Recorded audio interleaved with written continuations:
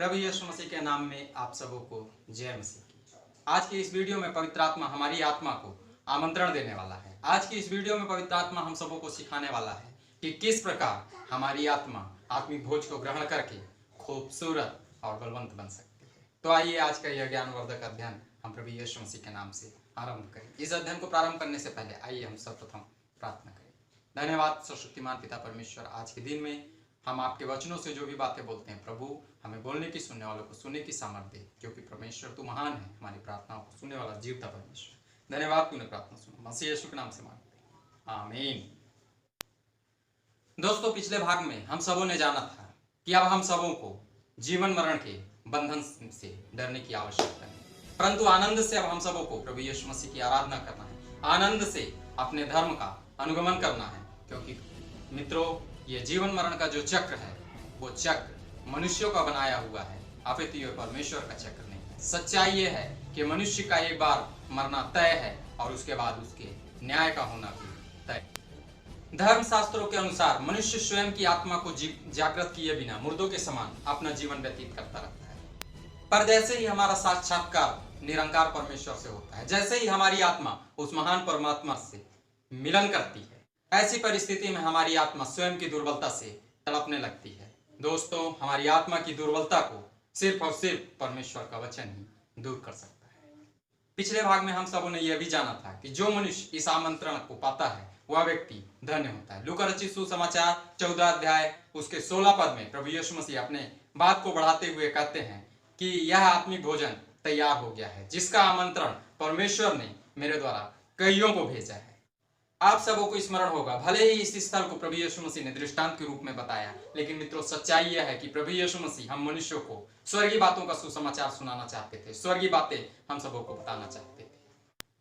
क्योंकि मित्रों, वे इस जहान में आए थे भटके हुए लोगों को जीवन का सुसमाचार सुनाने के लिए, भटके हुए लोगों का मेल मिलाप परमेश्वर पिता से कराने के लिए। वे इस पद में मानव कह रहे हैं कि जो तुम्हारी आत्मा को आत्मिक भोजन दे सकता है, उसी परम प्रधान ने मुझे तुम्हारे पास भेजा है कि मैं बहुतों को परमेश्वर के इस भोज को ग्रहण करने का आमंत्रण दूं। दोस्तों, जिस प्रकार एक सभ्य व्यक्ति के आमंत्रण को पाकर मनुष्य जब उस भोज में जाता है तो स्वयं को तैयार करता है, स्वयं का श्रृंगार करता है, स्वयं को शुद्ध करता है, उसी प्रकार से दोस्तों जब परम प्रधान परमेश्वर की ओर से प्रभु यीशु मसीह ने हमें आमंत्रण दिया है तो हमें भी स्वयं को शुद्ध करना होगा। स्वयं को शुद्ध करने का तरीका प्रभु यीशु मसीह ने मत्ती रचित सुसमाचार उसके 4 अध्याय के 17 पद में बताया। उसने कहा कि अपने मन को फिराओ, क्योंकि परमेश्वर का राज्य निकट आया है। अर्थात अपने पापों से, अपने गुनाहों से अपने मन को फिराकर स्वयं को शुद्ध करो, अच्छे कार्य, अच्छे वातावरण व आचरण से स्वयं का श्रृंगार करो, क्योंकि मुझ में होकर तुम परमेश्वर से मुलाकात कर सकते हो, परमेश्वर के उस भोज को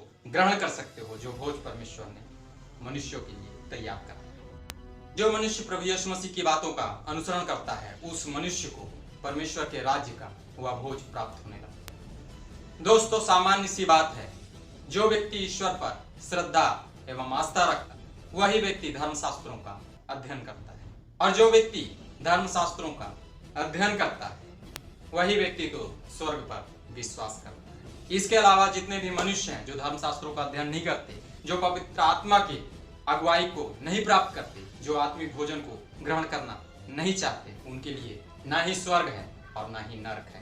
पर दोस्तों, आग को मूंद लेने से सच्चाई को बदला नहीं जा सकता।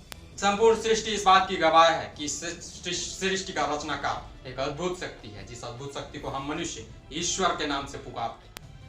मरणों उपरांत आत्मा को परमात्मा के पास जाना ही होगा। वहां निर्णय होगा कि किसने अपनी आत्मा को तैयार किया है स्वर्ग जाने के लिए और किसने अपनी आत्मा पर कोई भी ध्यान नहीं दिया, किसने अपनी आत्मा को कभी भोजन नहीं कराया, किसकी आत्मा अत्यंत दुर्लभ है, किसकी आत्मा स्वर्ग आने के लायक नहीं है, उसका नरक जाना। बहरहाल आगे लूका रचित सुसमाचार उसके 14 अध्याय के 17 पद में प्रभु यीशु मसीह कहते हैं कि भोजन तैयार हो गया। जैसे ही आदम को शैतान ने भरमजाल में फंसाकर उसकी आत्मा को बुझा दिया, आदमियों की आत्मा को पुनः जागृत करने के लिए परम प्रधान प्रभु परमेश्वर ने अपने दास और भक्तों को भेजा।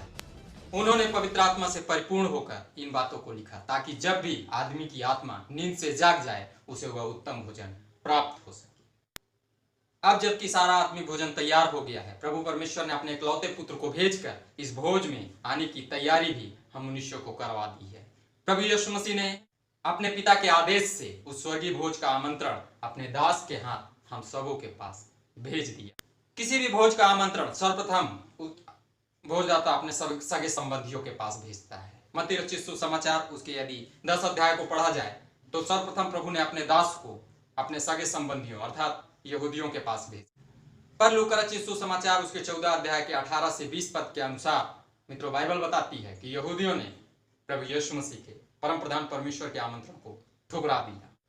कुछ लोगों ने कहा मैंने खेत मोल लिया है, अर्थात मैं अपने भविष्य को सुरक्षित करने में इतना व्यस्त हूं, अपने भविष्य को बनाने में इतना व्यस्त हूं कि मेरे पास समय नहीं है कि मैं इस भोज में आ सकूं, इस भोज को ग्रहण कर सकूं, इस भोज में आकर भोजदाता की आराधना और स्तुति कर सकूं। कुछ लोगों ने कहा मैंने बैल मोल लिया है, अर्थात मैं अपनी जीविका को चलाने में, अपने व्यापार को करने में इतना व्यस्त हूं कि मेरे पास समय नहीं है कि मैं इस भोजदाता के भोज में आकर इस भोज को ग्रहण कर सकूं, भोजदाता की आराधना व स्तुति कर सकूं। कुछ लोगों ने यह भी कहा कि मेरा अभी विवाह हुआ है, अर्थात मैं अभी जवान हूं, मुझे अभी इस भोज की आवश्यकता नहीं है, मुझे अभी उस भोजदाता की आवश्यकता नहीं है। जब मैं बूढ़ा होऊंगा, जब बुढ़ापे का समय आएगा, तब मैं इस भोज के विषय में विचार करूंगा, तब मैं विचार करूंगा कि मुझे भोजदाता के पास जाके इस भोज को ग्रहण करना है या नहीं करना है। अभी मैं अपने शारीरिक अभिलाषाओं की पूर्ति में जुटा हुआ हूं, अपनी शारीरिक अभिलाषाओं को त्याग कर मैं अभी भोजदाता के पास नहीं आ सकता। दोस्तों आज के वर्तमान समय में भी ऐसा ही कुछ चल रहा है। जो प्रभु यीशु मसीह के अपने हैं, जब उनके पास प्रभु के दास इस आत्मिक आमंत्रण को लेकर आते हैं, वे भी कुछ ना कुछ बहाना बनाकर इस आमंत्रण को ठुकराने का प्रयास करते हैं। मेरे प्रिय भाई बहन, प्रभु ने आप पर विश्वास किया है, इसीलिए प्रभु ने आपके पास अपने दास के द्वारा आमंत्रण भेजा। कृपया आप इस आमंत्रण को स्वीकार करें। यदि भूलवश आपने इस आमंत्रण को ठुकरा दिया तो आज ही प्रभु के दास के पास जाकर उससे क्षमा मांगे, मेरी सेवकाई का लाभ मुझे प्राप्त हो जाएगा। कृपया शीघ्र ही आप अपनी इस भूल को स्वीकार लें। कहीं ऐसा ना हो कि प्रभु का दास प्रभु के पास जाकर यह खबर सुना दे कि आपने इस आमंत्रण को ठुकरा दिया है। यदि ऐसा हो जाता है तो अब आगे हम जिस दंड को देखने वाले हैं उस दंड के भागीदार आप हो सकते हैं। पवित्र आत्मा मेरे द्वारा आप सबों को बताना चाहता है। लूका रचित सुसमाचार उसके 14 अध्याय के 21 पद में लिखा है कि जैसे ही उसके अपनों ने उसके आमंत्रण का अनादर किया, जैसे ही उसके आमंत्रण को यहूदियों ने ठुकरा दिया, यीशु को क्रूस पर चढ़ा दिया। प्रेरितों के काम 2 अध्याय में परमेश्वर ने, प्रभु यीशु मसीह ने अपनी पवित्र आत्मा के द्वारा सामर्थ्य देकर अपने दासों को भर दिया। अब जीवन के सुसमाचार का लाभ अन्य जाति पाने लगे।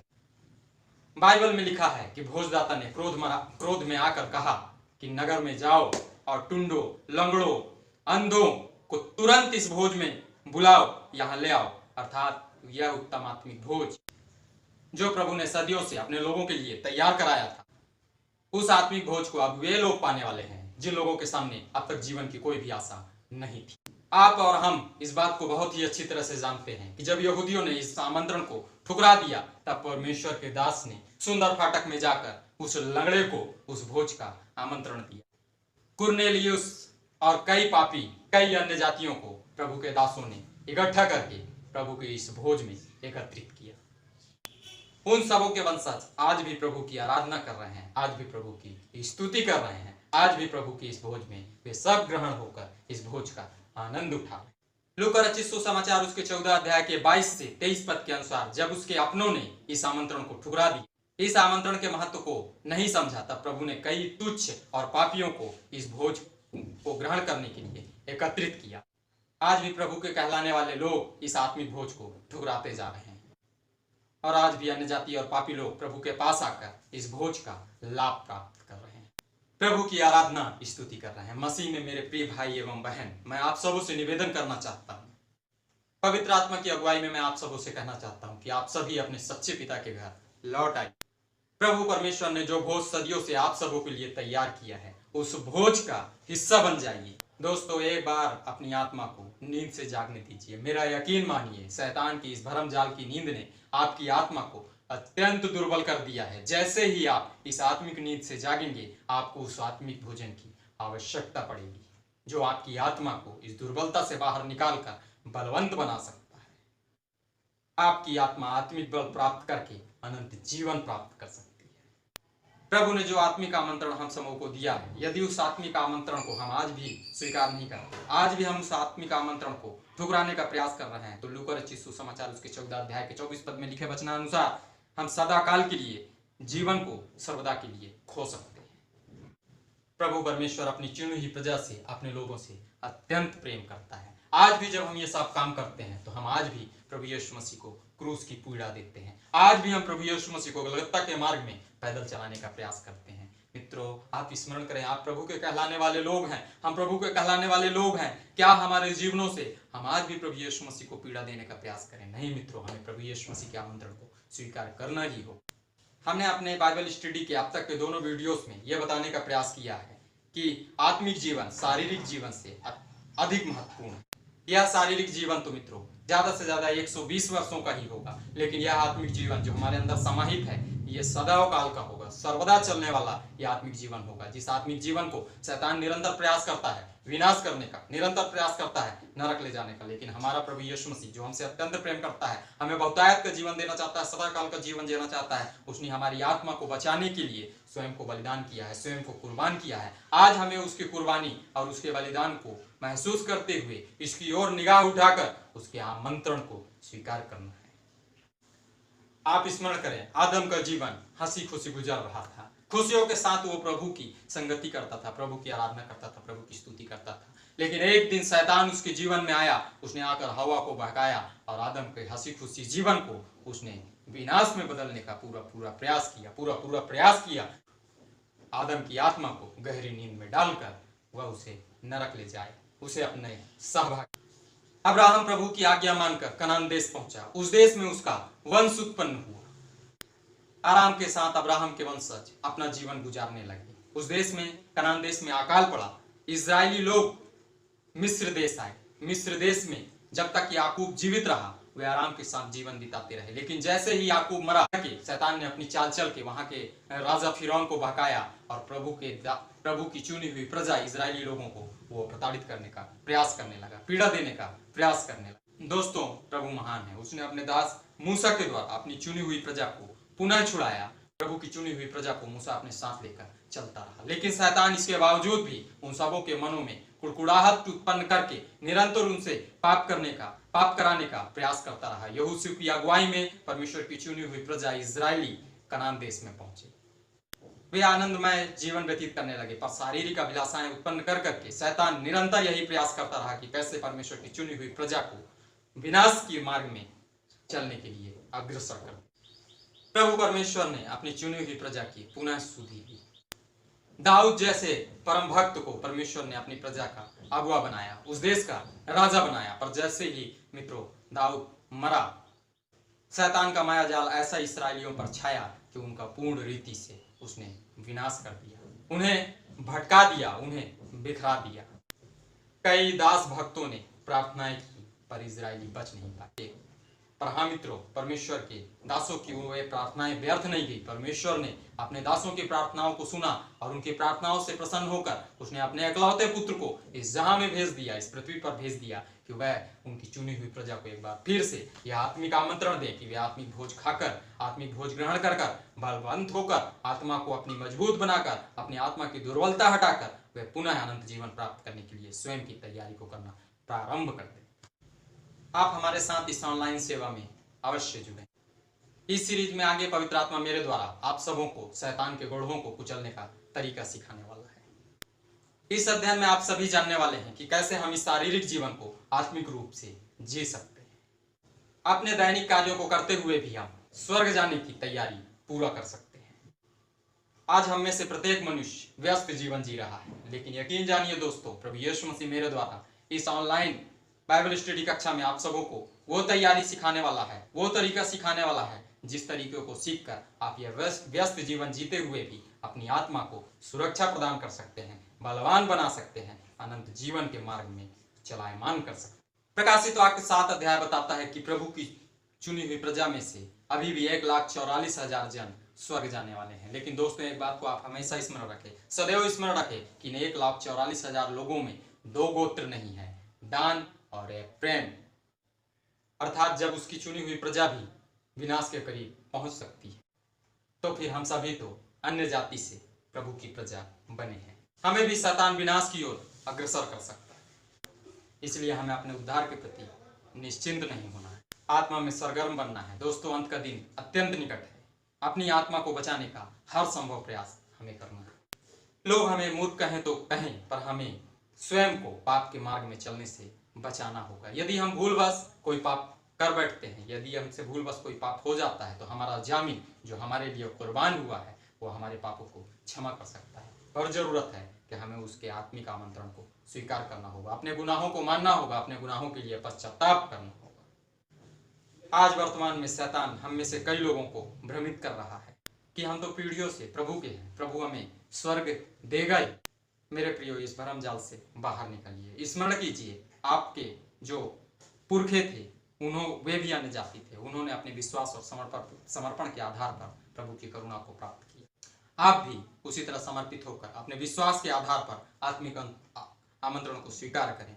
स्मरण रखें, जो प्रभु के राज्य में रोटी खाएगा वही धन्य। आज की अध्ययन से जो शिक्षा हम सबों के समक्ष निकल कर आती है, इस ऑनलाइन सेवा के द्वारा मैं प्रत्येक सुनने वालों से निवेदन करना चाहता हूं कि आप प्रभु के आमंत्रण को स्वीकार करें।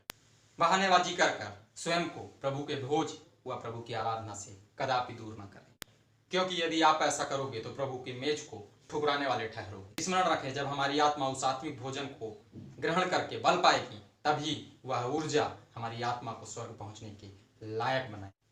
स्मरण रखें, यूहन्ना रचित सुसमाचार उसके 6 अध्याय के 53 से 54 पद को, जहां प्रभु यीशु मसीह ने स्पष्ट कहा कि जो मेरी रोटी नहीं खाता, जो मेरा लहू नहीं पीता, वो कभी भी अनंत जीवन को प्राप्त नहीं कर सकता, वो कभी भी स्वर्ग को प्राप्त नहीं कर सकता। कभी भी उसकी आत्मा बलवान नहीं होगी, उसकी आत्मा कमजोर ही रहेगी। और कमजोर आत्मा मित्रों उस शैतान के साथ जाएगी, बलवान आत्मा प्रभु यीशु मसीह के साथ जाएगी।